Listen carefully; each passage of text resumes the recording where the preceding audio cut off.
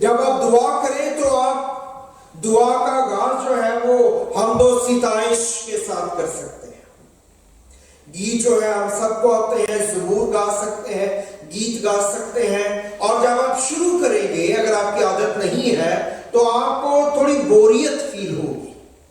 آپ کو جو ہے جمائیاں آئیں گی، پنجابی میں جسے باسیاں کہتے ہیں، جمائیاں آئیں گی، نیند کا غلبہ آئے گا، یہ ساری چیزیں آئیں گی. اور اگر تھوڑی بہت نیند آ جائے، سو جائے، کوئی بات نہیں، دوبارہ اٹھے تو وہیں سے شروع کریں. اور اس گیتوں کو جب آپ گاتے ہیں پورے گیت کریں. جو گیت چوز کرتے ہیں اس کو پورا گائیں جب آپ پرسنل پریئر میں بیٹھے ہیں، کیونکہ آپ کو کوئی جلدی نہیں. اور پھر آہستہ آہستہ وہ بوریت جو ہے وہ ختم ہوتی جائے گی، آپ انوالو ہوتے جائیں گے، آپ جسم کے ریلم سے نکل کے اسپرٹ کے ریلم میں جو ہے وہ انٹر ہونا شروع ہو جائیں گے. کے بندے نے کہا رسول نے کہ تم جسم میں جس کام کو شروع کیا ہے اسے جسم میں ہی ختم کر دینا چاہتے ہیں. جب آپ جائیں خداوند کے حضور میں دعا شروع کریں. آپ کو اگر گیت آتے ہیں، کتابیں موجود ہیں، جو آتے ہیں ان کو گانا شروع کریں. آپ کو بائبل پڑھ سکتے ہیں، بائبل مقدس کو پڑھیے، آپ کو انوائنٹنگ فیل ہونا شروع ہو جائے گا.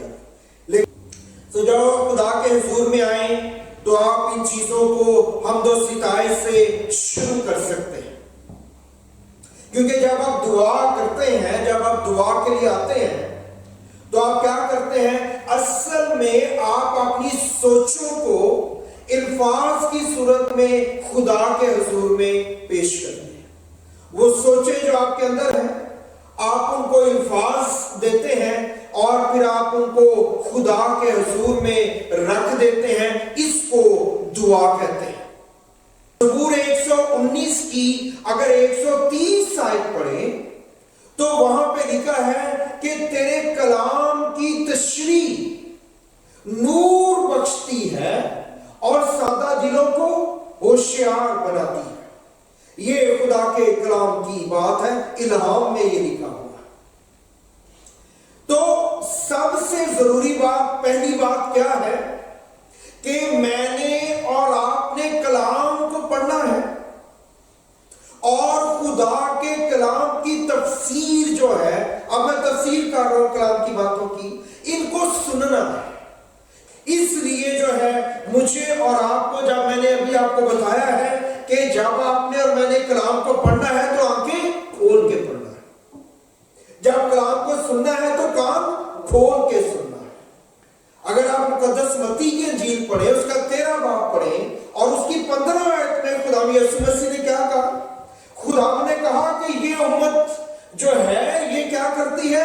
انہوں نے اپنی آنکھیں بند کر لی ہیں، اپنے کان بند کر لیے ہیں اور اپنا دل بھی بند کر لیا ہے تاکہ یہ کلام کی طرف رجوع نہ لائے. جب اسرائیل نے یہ کام کیے، انہوں نے اپنے کان، آنکھیں اور دل بند کر لیا تو کیا ہوا؟ وہ کیپٹیوٹی کے اندر چلے گئے، وہ اسیری کے اندر چلے گئے.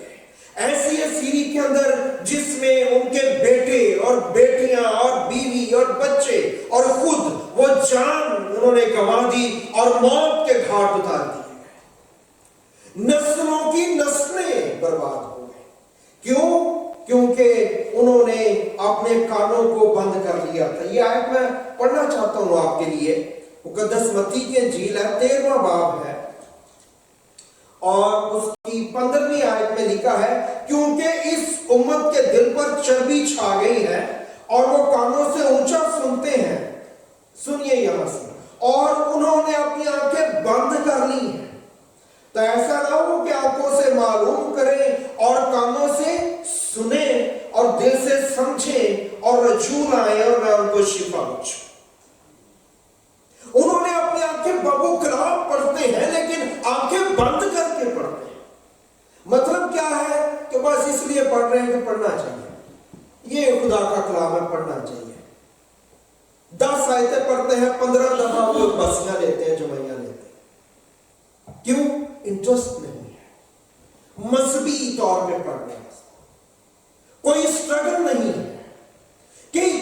بڑی چیز میرے سامنے کھلی ہوئی ہے جس نے دنیا اور اس کے نقشے کو چینج کر کے رکھ دیا ہے، کورس آف ہسٹری اس میں بدل دی ہے، تو مجھے کیوں یہ بور لگ رہا ہے؟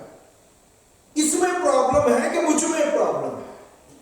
اپنا احتساب کر، انہوں نے جب کلام کو پڑھا ہے تو آنکھیں بند کر کے پڑھا ہے، کلام کو سنا ہے تو کان بند کر کے سنا ہے، کیونکہ وہ سن رہے ہیں لیکن وہ خود وہاں پہ موجود نہیں ہے، ذہن کہیں اور بھاگ رہا ہے۔